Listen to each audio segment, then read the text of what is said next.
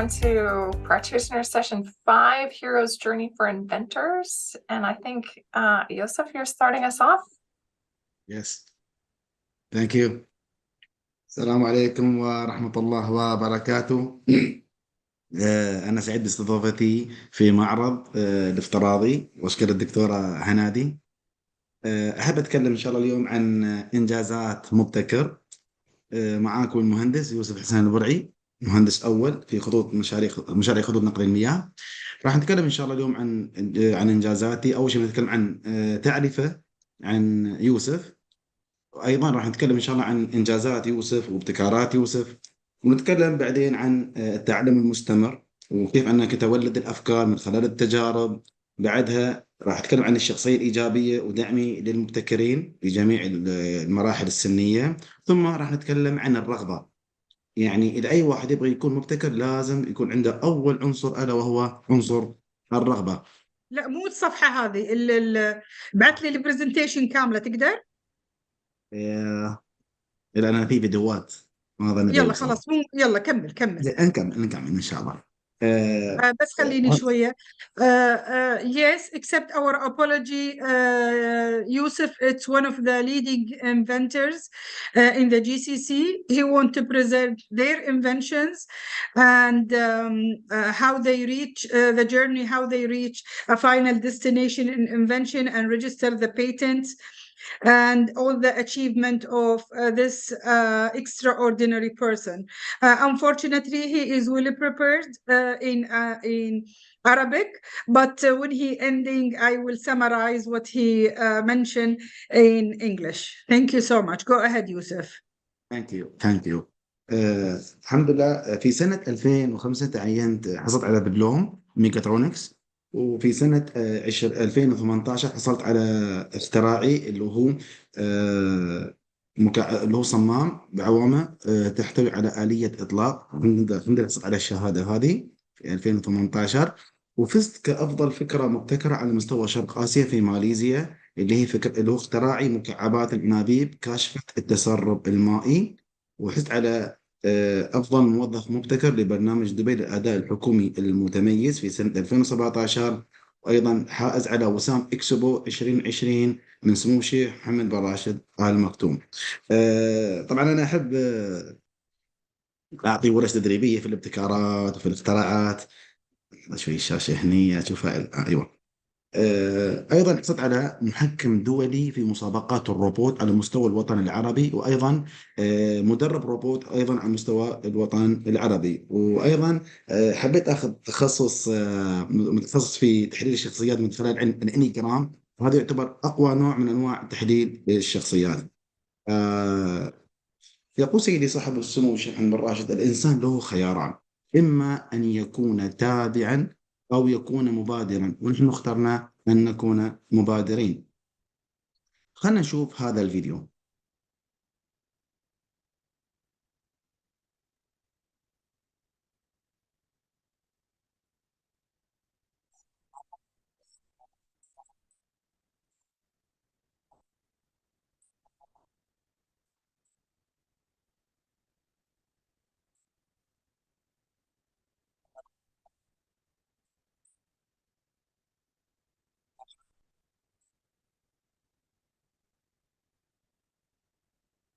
في سنة 2017 حصلت على وسام دبي للموظفين المبتكرين، تم تكريم من الشيخ محمد بن راشد.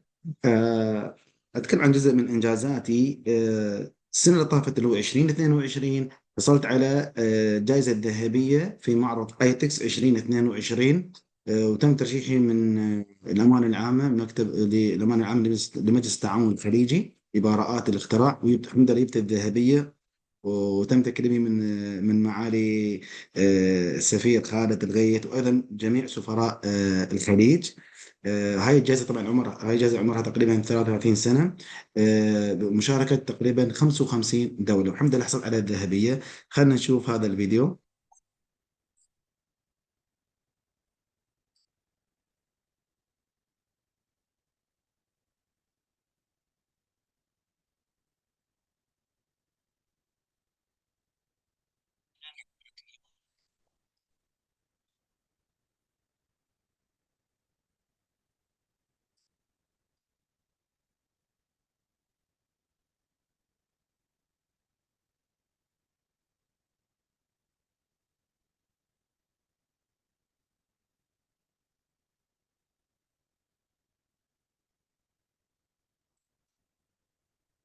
ايوه.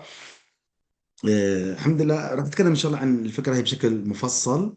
احب اعطيكم نبذه عن شغلي. اعمل مهندس في مشاريع خطوط نقل المياه. اقوم بمتابعه المقابل في تركيب انابيب جديده وصيانه الانابيب القديمه. ايضا اقوم بتحديث البنيه التحتيه على مستوى المشاريع في حكومه دبي. ايضا اتفحص جميع مواد البناء واعمل عليها اختبارات في المصانع، ايضا في اللاب. وهذا اللي خلاني أنجز مجموعة من الابتكارات حصرتها في مشروع متكامل لدعم مشاريع خطوط نقل المياه. هاي طبعا بعض الاختراعات، بعض الأفكار الابتكارية اللي أنا ابتكرتها في مشاريعي. عندكم سيارة المرقاب اللي تستخدم للتفتيش على مشاريع خطوط نقل المياه. يعني مثلا عندكم الأنبوبة مثلا خالي المقاول تو مركبنا، أنا ما أعرف جودة عمل المقاول من الداخل. وهذا اللي خلاني أبتكر فكرة روبوت. طبعا الفكرة هي موجودة هذه، ولكن حطيت فيها بعض عناصر ريادية. أيضا ابتكرت فكرة روبوت طواف. روبوت طواف ميزته أنه يقوم بالتفتيش على مشاريع خطوط النقل المياه. يعني المقاول إذا يركب الأنبوب هذا، أنا ما أعرف جودة ما أعرف المقاول هل نسى بعض المواد، هل مثلا طريقة تركيب الأنبوب صحيح، هل مساره على الأنبوب صحيح، هل ماشي على الكوريدور أو لا.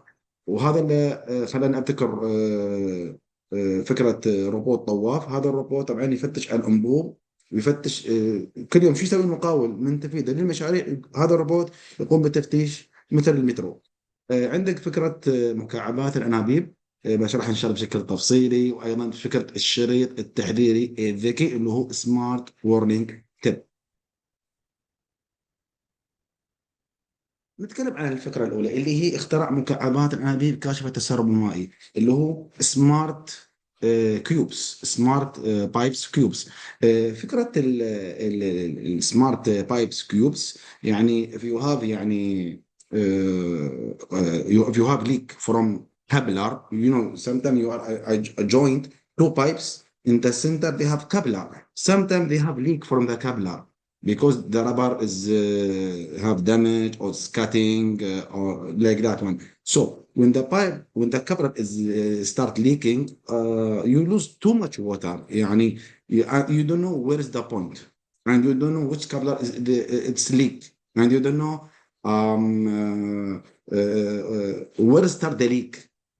And difficult to find which coupler they have leak. After a long time, you know where is the leak, and lose the water, lose the time, and they don't know where is exactly the leak. So your excavation very long distance around maybe more than 200 meters, you lose more than $5 to $6 million يعني to maintain only one coupler. So it's not good like that one. So what I do, I make it a smart coupler.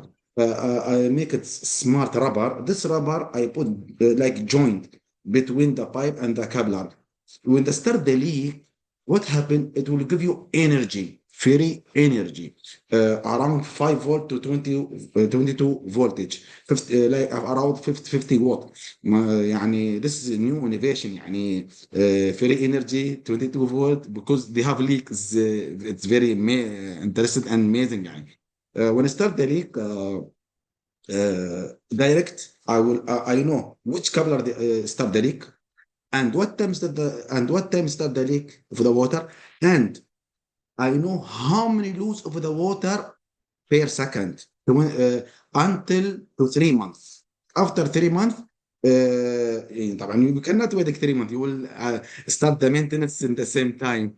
So يعني if you lose يعني if you lose the water in Dubai per year, you will lose maybe sometimes 6%. 6% is too much payment around يعني maybe $50 million times 6. You lose that one if you lose too much water. But if you, my idea is to save the water and immediately in the same time. Second, this one I make it when I start the prototype for my idea. I worked for this idea around 3 years. I get many, I lose too much money, I lose time, but in the end, alhamdulillah, my idea is finished, and I get the best idea in the Middle East, in Malaysia. This one simple, and when I try, when I work one by one and I test in the site, so that I know the idea is working now. If you see that one, this like 10% for this idea is not 100%, yani. Just only copy.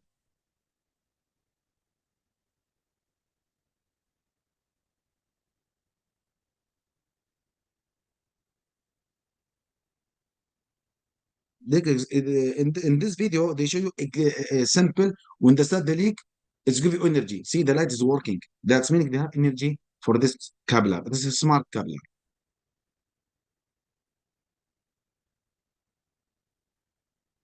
Second idea, smart pipe.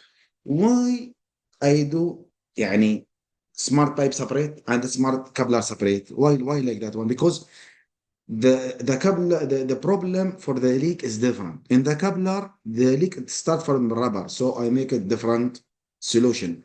For the pipe, sometimes they have small hole or start the crack or breakage from the pipe.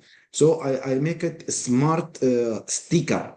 Smart sticker. When I use smart sticker like this one, if you see here, it will be detect the leak and deduct where is the point of the leak. Where is the mode exactly? It will show in the smartphone. You will see now in this video. Now, I will start, I will make it simple. I will start the leak. You will see now. When I start the leak, you will see direct on your iPad.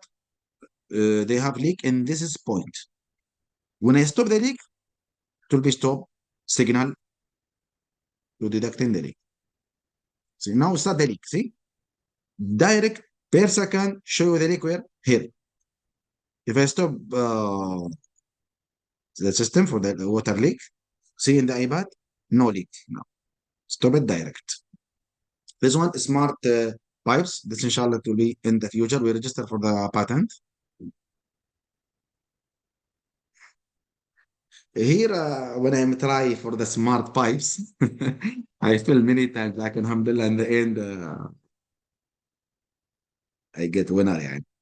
See, I put some different materials I use. يعني some materials is not coming long time, so I remove it. I use other material. This first system I do it before to try. See there now I will put little water and I will see what will be happening. And here when I'm test, I change all materials, not this one exactly. Now it's changed. You see this one black is not like that one because this black is like it's coming color, it's mixing water with the color coming with the water change to black color, so it's not good. Yani. So I change this material. Here I'm try. See, they show you the leak is right of the side from the pipe. Here, second try, and I change again. I'm starting now for the leak. See what happened. I need to know, I can get energy or not. See, oh, they have energy. I am happy that this idea is passed, but it's still not coming like that. But this one prototype to know how it's work, the idea is working good or not. See, the first light is closed. That's meaning this idea have some problem. That's one. So I change some mind from this idea because the lights work and give energy, but see, it's only 5 to 10 seconds and stop it. So I development for this idea, alhamdulillah, now the static is give you energy 3 months and more like that one. Third idea is robot. The robot طواف. This robot inspection, when I told you, inspection for the pipe in the site. Like example, if the contractor starts to excavation, the robot inspection and come back and they see, oh, the contractor excavation 100 meter recording. When the contractor start to put gravels or sand, the robot inspection again and come back, recording everything. What they are do contractor in the side, the robot inspection direct and give you feedback. When the contractor insulating the pipeline, the robot inspection again and come back. So everything is recording. We know how many gravity are put, how many excavation. Are the contractor go outside from corridor or still in the same way? So we can catch the contractor direct. No need to send all-time inspector and surveyor like that. No need. I register here. EPO, idea, smart robot tawaf. And the fourth idea is smart warning tip. Smart warning tip. This idea exactly. Sometimes contractor in his excavation, they have new projects, his excavation, and sometimes he cut your cable. So you see no electric in your house or no internet. Why? Because contractor cut the cable. What I do? I do the smart warning tip. They have now normal warning tip. If you excavation 1 meter, you will see normal warning tip. They say don't complete excavation. They have cable. Some contractor he don't see this warning tip or he don't care. When he cut the warning tip and complete excavation, then cut the pipe, damage the pipe or cut the cable. What I do the smart warning tip. If the contractor start excavation, direct the warning tip alarm for me. They say they have big noisy in your corridor. Go urgent and stop it. This contractor for excavations like that one. So this nice idea. I registered patent 2017. This some video when I show him many different ideas in the WTX and GITEX. See this video. Here when I get the best innovation smart pipe tubes 2020 in Malaysian. This one I get the gold award.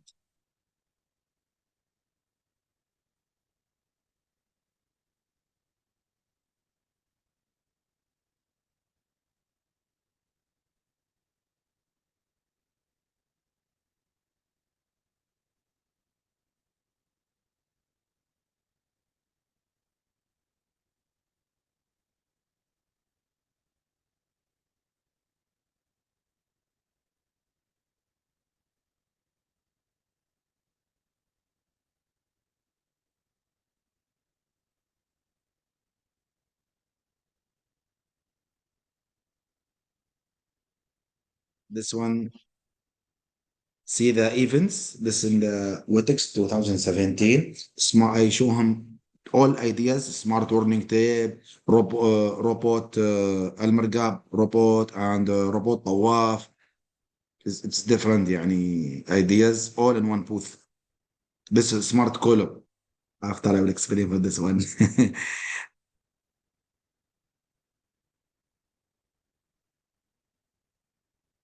This is second other different events in the GITEX 2018 smart robot CCTV car inspection inside the pipeline.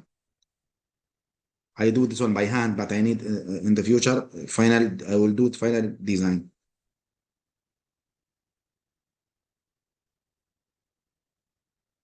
And here seen the WTX 2016, same CCTV car inspection inside the pipeline.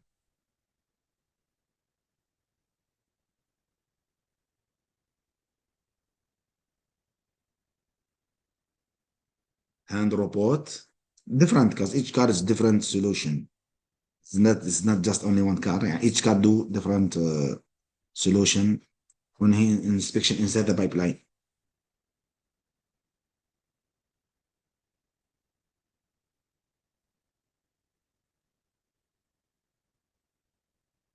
Here I supported for the students, teach him how to be innovator. Start from 8 years ago and above. See this video? I teach him how to thinking, how get the solution, how he fix the problem. If he get the problem, how he get the solution. I give him some details about electric, but يعني example, if he's 8 years old, I give him many prototypes, many samples to try for electric. This work as this testing program for more than 18 years ago, but I give him for the 8 years. Mashallah, he's good thinking and understand. I work with this with the al-Maktoum school. Mashallah, this student, he don't know anything about electric. When I give him 17 workshop, mashallah, he's thinking and he's doing smart helmet, smart jacket, smart smart wrist, and smart gloves. I teach him step by step. He's finished, mashallah, 8 years ago. Before he don't know anything. 17 workshop, mashallah, see the students then. Thinking like more than 20 years old. So I do different projects for the school. Some school he need prototype, so I can't do that one for him. What do you think? I can do it for you prototypes. This is my child, Yaqub. I teach him for the energy. How we get energy for the heating system, heat and cool system. I teach him.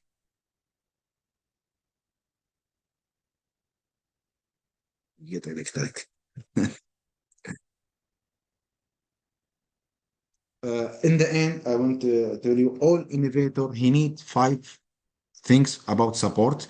He need supporting, if you contact with if you have prototype, you need somebody support in the social media, somebody support for the payment to do the prototypes, and you need contact with different different people to teach you. If you are studying only electric and you are the electric and physical, electric and you are this is different college. Like example, if you are idea if you are studying only electric and your idea it is electric and mechanica and mechatronics, you should contact with different people to give you the tools for your idea.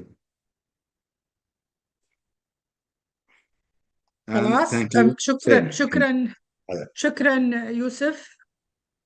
Thank you so much, Youssef, for your detailed presentation about your inventions. It's a technical aspect. Thank you so much for your participation in our conference. Go ahead, Professor Naz. Is Jerry coming in?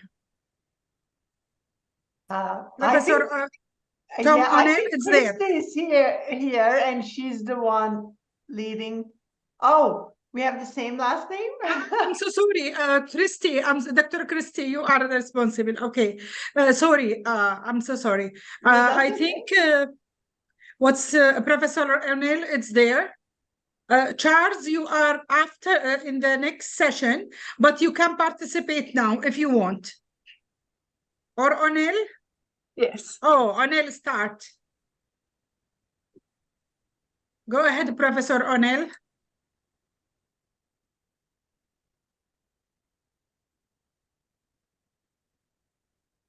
Oh, I think we lost it. This is Tom. Is this my presentation time? O'Neal, not O'Neill. Yes, I was about to present, Tom. Well, that's good. I'm glad we all got everything worked out. I'll share my slides. That's okay. Sorry, Professor O'Neal. O'Neal. It's very close. Right. Yes, it's a one family. Do you have any relationship? No, No. it's actually spelled differently. Mine doesn't have A. Yeah. I have one more letter. Right, so. And I have no hello, idea everybody. what this innovation journey is. O'Neal.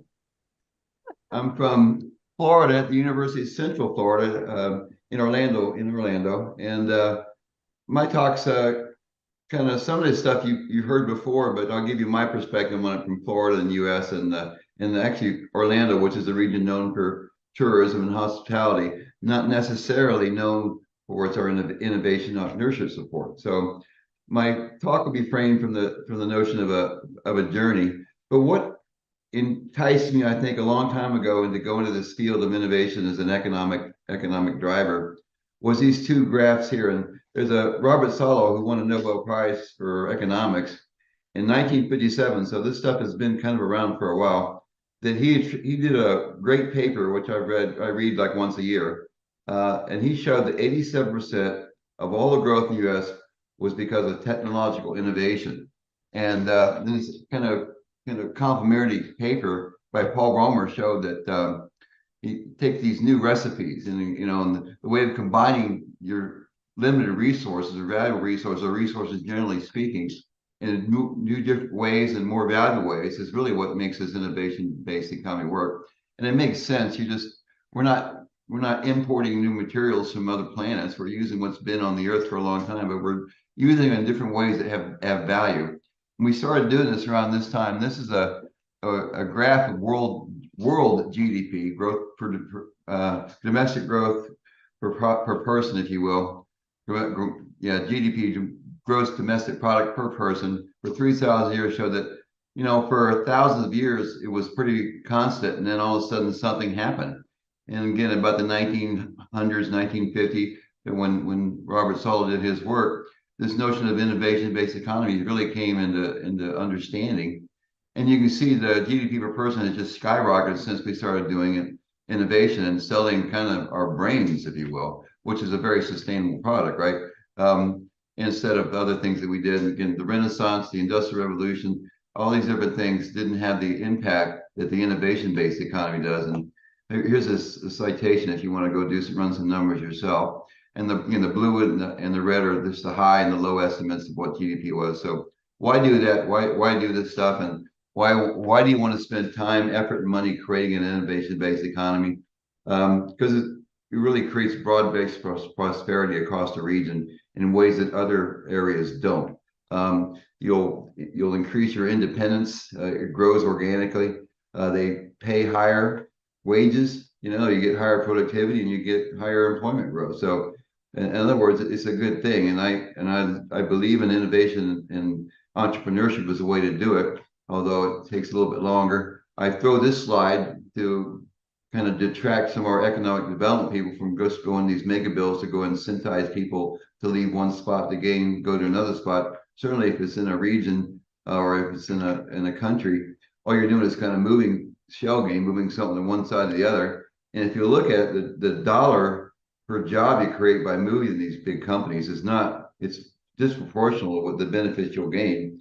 You know, in this particular example, you could spend thousands of dollars to create a job, or hundreds of thousands of dollars to create a job.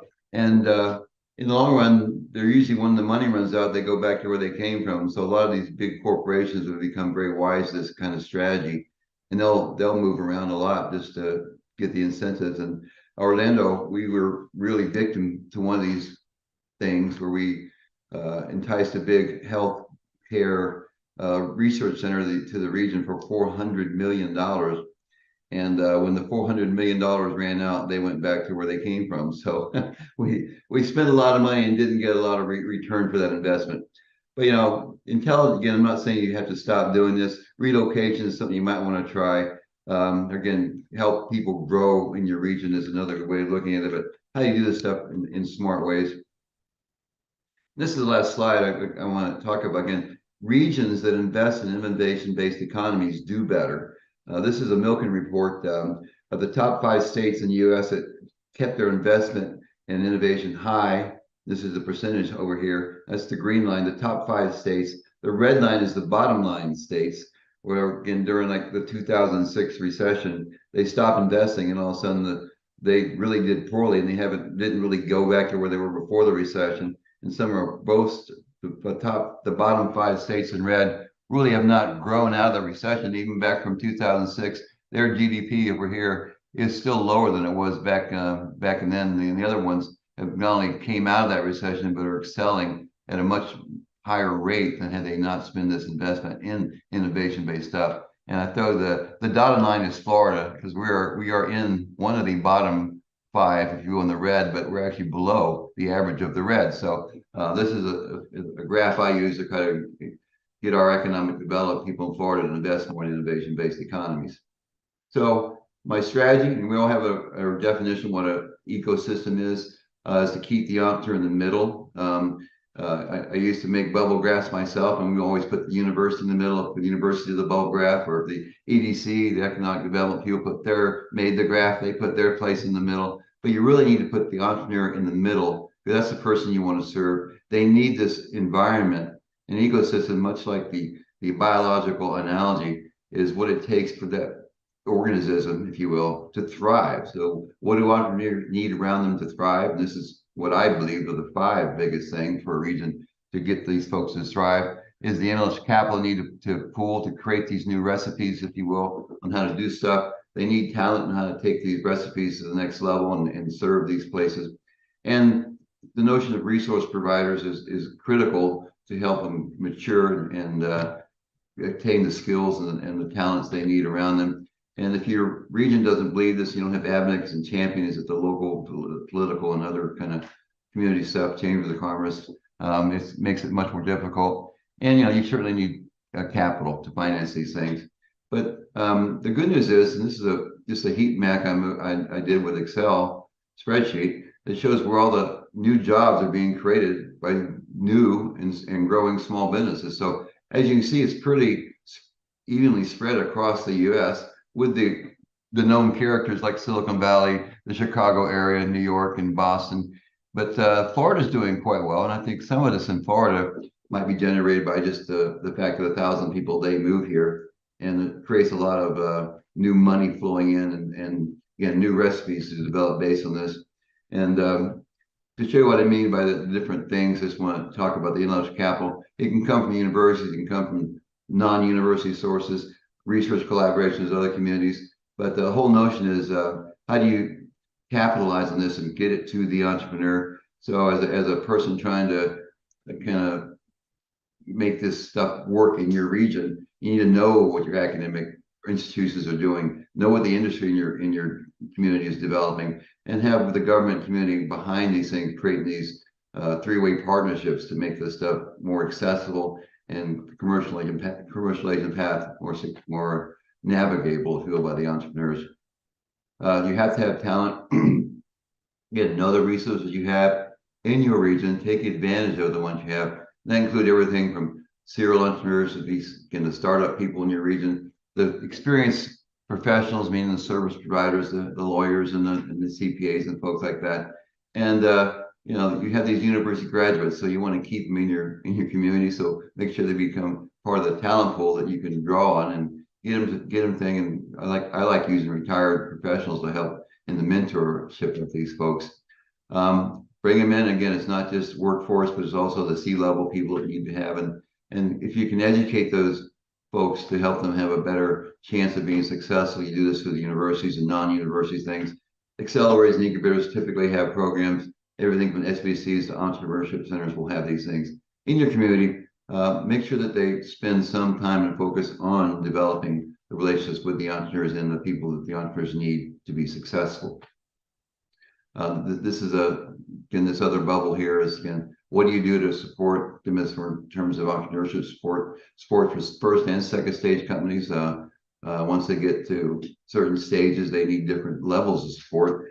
Incubators and accelerators are always good. Your small business development centers, we call them in the U.S., and SCORE, the Service Corps for retired executives. This is a great place for mentors to draw from them, to people who've been there and done that, can share their experience with people. And again, you need to make sure in your community you have kind of sophisticated service providers who can provide the right kind of advice to get them in the right path and help them, and they start going down the wrong path to unwrap things and get it going in good direction. So, and the other thing I think between these research organizations, I have this notion of a simplified handoff. Every one of these folks in your community should work together and work well, not be on little islands, but know when to hand off from an incubator to a second stage support, know how to include volunteers at the right stage to help the right companies. And the service provider should be a direct connect to all these folks when they're ready for it, to provide the triage function to get them handed off into the right place at the right time. Financial capital, this is something many people suffer from, including Florida. It seems to be focused in largely concentrated places. So you need to kind of develop your stuff, or again, figure out how to import some of that financial capital from other places to seed your stuff. Sometimes a lot of our more successful companies in Florida will have an office in one of these regions just to help with their venture capital efforts and raising. And so they can be close enough to these venture capitalists to get to know them and establish the relationships you need to get these folks to invest in your company. But there's loans, there's angel investors, which are very good. Angels are a very good source. They come with not only money, they come with smarts and expertise. Typically, they've had an exit. They've been through the whole process and can help mentor the young folks as they become investment grade companies, I like to call it. But make sure you have this stuff going well and or have good access to upper regions to do it well. In the U.S., this is a chart of where the money typically goes. You can see it's concentrated in a few areas. The blue dots, Florida is not great. Miami's emerging as a place. Orlando does okay. But again, if you look at the size of the dots, and these are the dots are proportioned on how much money and capital is deployed there. Think about how you're going to do that stuff. And again, this is a Florida-based thing. We are the third biggest state population, but we bring in less than 1% of the venture capital in the U.S. So it's a problem for us to make sure our ecosystem is robust enough to provide the capital to these folks that we have. And the advocates, I'll just touch on that quickly, make sure people really believe in this, make sure they're understand how important it is to promote this kind of system for the betterment of everybody in their community, including them. Got to create this stuff. So I say invest in yourself at a level that means that, university research, most great regions have robust university systems that create a lot of intellectual capital, and they have the means and the wherewithal to get it in the hands of people who can do something with it. There is these entrepreneurship support organizations, and sometimes they'll have capital programs to help venture capitals leverage their money with local money to reduce the risk for everybody, but do it at scale. And I throw this in there. You remember long ago when Amazon was looking to open up an East Coast operations point, they were people throwing everything at Amazon. So if you invest in entrepreneurship innovation at the level that they were trying to spend to recruit thing, it would be wonderful, right? But again, being it for the long term, this is not going to be something that's going to be coming in a year or two, or typically 5 or 10 years even. And the hardest part about that is when you try to find advocates and political leaders and term limits come in place. The benefit stuff may actually not come to pass until some of these people have already moved on to do different things. So, and I'm a sailor, so this is what I kind of do as an analogy to help people understand. This is the mess that a lot of people have. These are maybe the mix of recipes in your thing that people are kind of grabbing and throwing together to put together thoughts of companies. And once they get something that maybe will float and not fall apart, it looks a little more like this, and they're still trying to navigate. And this is when you can help them acquire the skills to make these things go in the right direction, entrepreneurship centers. And then once they kind of really get a handle on the company they have, and they build a sustainable business model, then how do you get them so they can really get in the best place with the best competition and exceed and excel in there? And then they grow and they become bigger. This is what I call the second stage, where you have to change your roles for the CEOs to running companies rather than doing everything and delegating and getting good high performance teams together. The kind of stuff they need is different. And there's a list of things here at the bottom that can use to help your entrepreneurs. One of the things I do here is, again, if you're looking how to help in the very beginning, is this whole notion of lean startup. And why I think it changes everything is it really helps you get out of the risk business. It gets out of the customer risk. And still, this was by U.S. News, I think, the top 10 reasons startups fail is because they build something that nobody wants, or not enough people want, if you will, this to build a scalable, sustainable business. The I-Core model will help do that, because we're working to use the same methods they've used before in their research labs to help them see what the customers and the value proposition, and it puts it in a one-page business model canvas so they can really understand. But it's really targeting startups based on deep technology. They can really make the difference in an innovation-based economy. We use the same scientific method they use in their stuff, but the problem with this is where they have to slip out of their comfort zone is they're getting data from people. And again, I'm an electrical engineer, so I understand the transition to learning how to talk to people in an unbiased way. But if you do this right, you're going to create solutions that people need that will help the marketplace, as opposed to trying to push out a technology that you think will solve the world's problems, but you haven't talked to the first customer yet. So with that, I think I'm at time, and I will succeed my time over to the next person. And thank you for spending some time with me today. Thank you, Tom. You're welcome.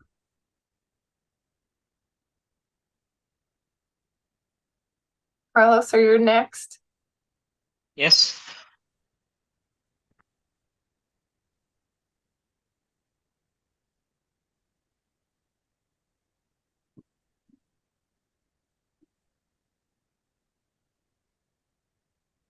I like the Professor Thomas presentation. Thank you a lot, Professor O'Neal. Well, just to let you know who I am, I'm an entrepreneur. I have written a couple of articles and books. I teach entrepreneurship and innovation at the University of Puerto Rico. Also, I am a director and business advisor to the president of the Chamber of Commerce of Puerto Rico. I am a board of directors from a small regional bank here in the island. And I consider myself an ecosystem builder. And as Global Entrepreneurship Week, which is passing this week, I am the state coordinator for Puerto Rico. So that's me. What we have done today at the Global Entrepreneurship Week, it's we're a small country in the Caribbean, and competing against countries like United States, Spain, and many other countries which has millions of people.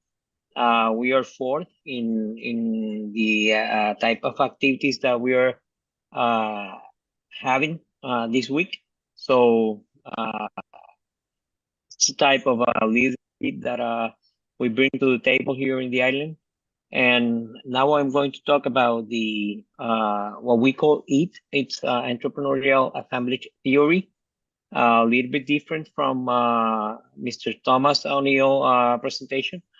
As the Global Entrepreneurship Monitor said, there are 500 million people, entrepreneurs. There are more than 500 ways to call in an entrepreneur when you go to the dictionary, right? So there are names for it. So we cannot say that there's only one type of entrepreneur, but we're still we don't have we haven't decided on how to call a business, startup, company, corporation, firm, SME, M&E, multinational. We even have a very big zoo with zebras, gazelles, unicorns, and everything. So, and when we go to the numbers, 70% of the people that build a business, they don't even have a business plan. Survey, we did a survey of 100 plus entrepreneurs, and this is what they told us how they started a business. They told us that create competitive advantage, find a location. They find a customer or find an idea then a location. They measure the risk and the feasibility, then find a location or the website, find the idea, find the customer, others, then they make a business plan. So there are many types of people starting their businesses. And we're trying to do a one size fits all in the way that we're teaching entrepreneurship. What we have been trying to figure, and wait, I'm sorry, so I'm trying to move something here in my screen. Okay. When the educators in the field of pedagogy, pedagogy, they say that it's not sufficient, and we need to start using different type of teaching in of ways. Also, we have a very high rate of failure. Tom Aceman, that in his book, he says that even though he is the link canvas, the lean startup practices. When he dug up deeper into the cases, he concluded that those practices were falling short of promises.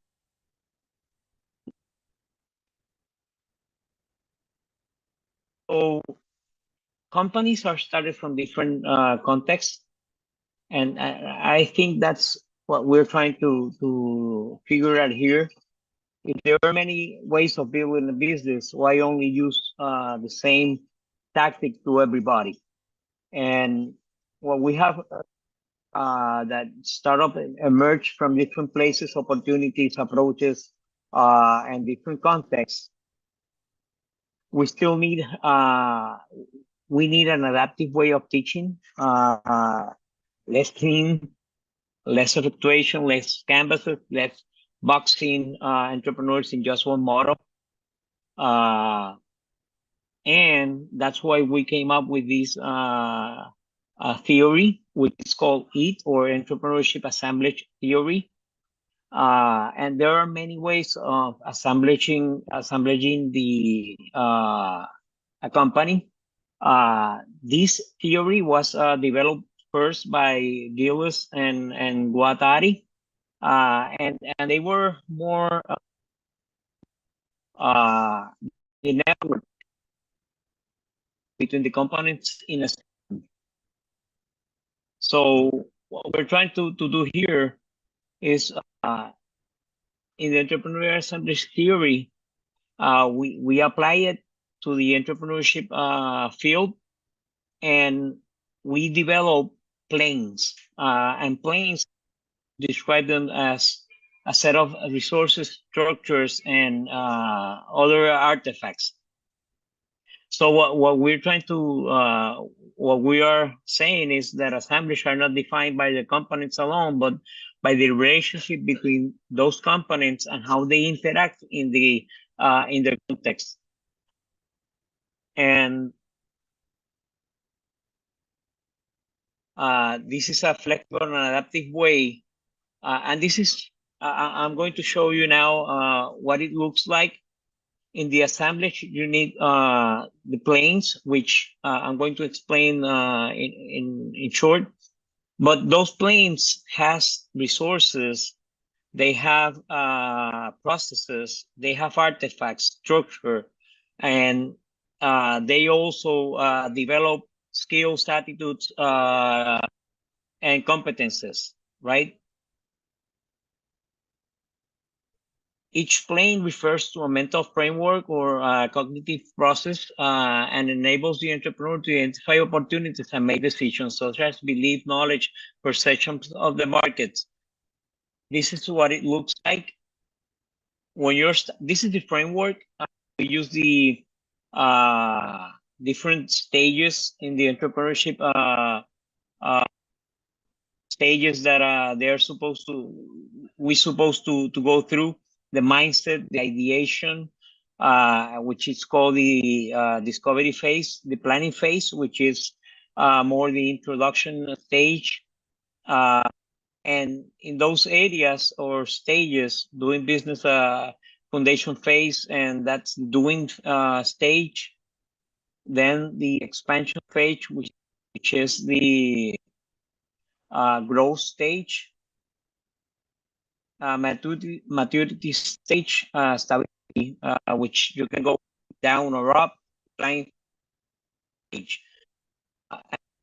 Down, when we look the entrepreneur, depending on where they are in different stages and where they come from and the context that they are building, they should use a different plane company. So we set up, I think that we want to set up that to build the company, you need some principles.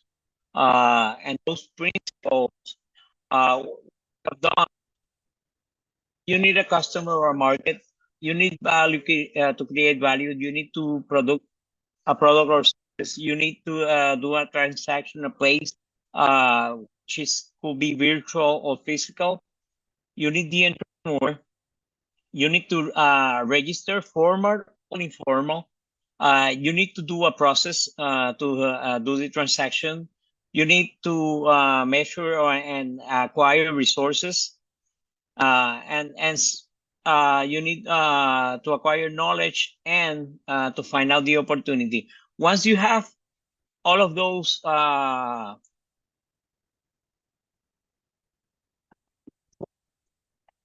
the way that you use different planes and different contexts, different artifacts, depending on where you are.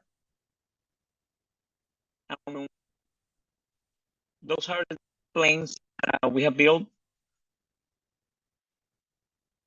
And this is what it should look like when you're doing the using the EAT concept, that depending on where you are, you're going to use different levels. So this is a short process to you that there are many ways of teaching.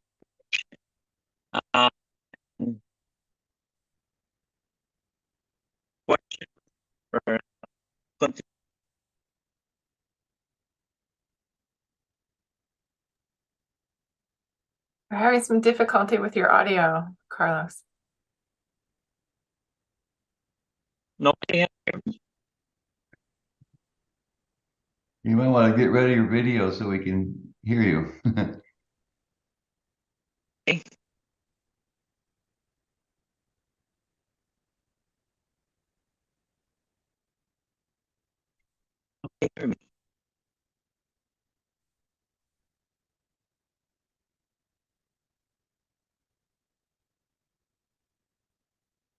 So I don't know if you have questions, or I don't know if what you heard, what you didn't. Thank you, Carlos and Professor Tom. These were actually really both very timely for those of us at Stockton as we're trying to start our own Bachelor of Science in Entrepreneurship. So I guess my question for both of you would be, what for those universities looking to start new programs in entrepreneurship, how can we go about supporting that? Yeah, I would say start with them in mind. I do some customer discovery yourself to find out what the entrepreneurs in your region really value most, so you can match up your program to them. I see David Malley here. He has a good program called Growthwell. But there's a lot of different ways you can design your programs. I'd have them integrated in part of the bigger system. An incubator on an island does nobody any good, I would say, right? And Carlos is right. I mean, I coined a phrase a long time ago.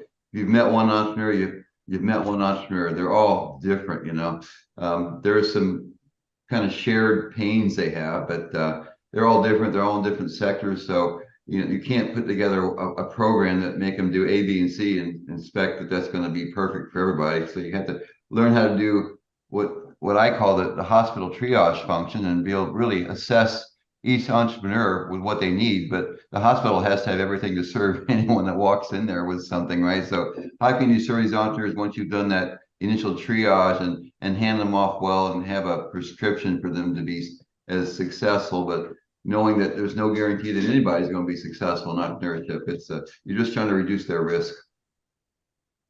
Yeah, and I think that the most difficult part is for the students when you're at the university, which they don't have that many experiences in life yet. Mm-hmm. They are starting their own thing and starting to work, and many businesses comes from the old experiences that people have, the opportunities that they see when they are working at any company or looking at the market from their point of view as an employee, or they just realize that the owner of the company that they're working for could do better, and they think that they could do better. So I would say that at the university level, we still have to teach them on the tools and the techniques and on the mindset and all that things that they are going to use later on. We can't be pressuring or putting pressure for those students to start business. Just let them grow and let them have experiences, and after that, when they are 30 and when they are 32 or 35, I know that they will have the ability and the tools to build whatever they find out on a good opportunity. Thank you both for a fascinating session. Thank you. Are there any other questions?